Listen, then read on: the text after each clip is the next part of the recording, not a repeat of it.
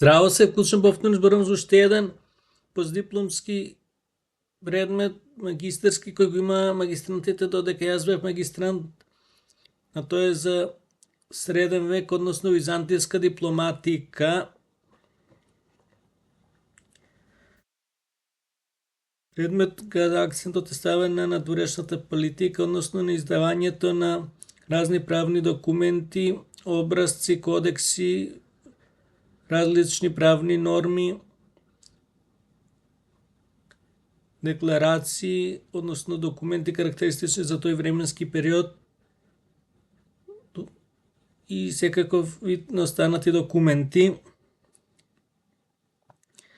За разлика од денес кога се ставаат печати, тогаш се ставале хрисоули и синтагми во зависност од државата која постоела во средниот век, нели, која функционирала во средниот век. Хрисоулите и синтагмите се ставале некаде горе, некаде доле, некаде лево, некаде десно, некаде биле црвени, некаде биле плави и слично. Предметот конкретно се однесува за Византија, која броела 9 династии. Византија е источното римско царство.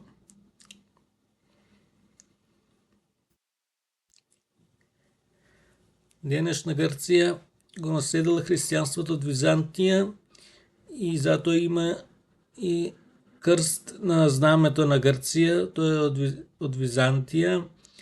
Инаку зборот Византија, византици е даден од историчарите. Луѓето во оваа држава се викале Ромеи, од римјани.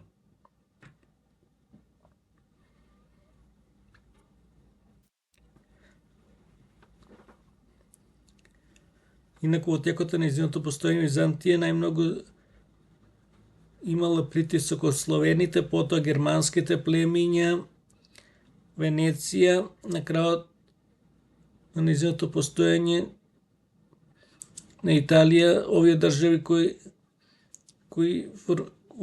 действувале на територијата на денешна Италија, латините, потоа сериозен тест за Византија биле и крстоносните походи.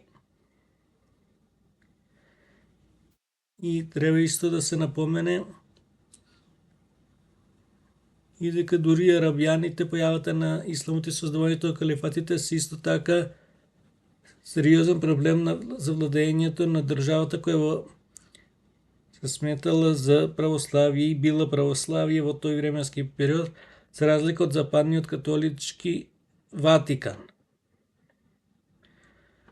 Но ние да се вратиме на дипломатиката. Тие повелби често служеле за еден вид подпишување на договори меѓу државни карактеристични за тој временски период, кога некој владетел ќе или деспот или без разлика на титулата која ја поседувал, ќе го удостоил некој големо поседник да биде ктитор, односно да гради цркви и манастири, карактеристични за средниот век, посебно во Византија, или да гради било какви имоти, без разлика дали се црковни, но тука акцентот е на дипломатиката. Натаму склучување на договори на кралска, односно династичка основа. Знаеме дека теоријата на сињата крв потекнува од раниот среден век и тоа е одраз на предметот на општа историја на средниот век.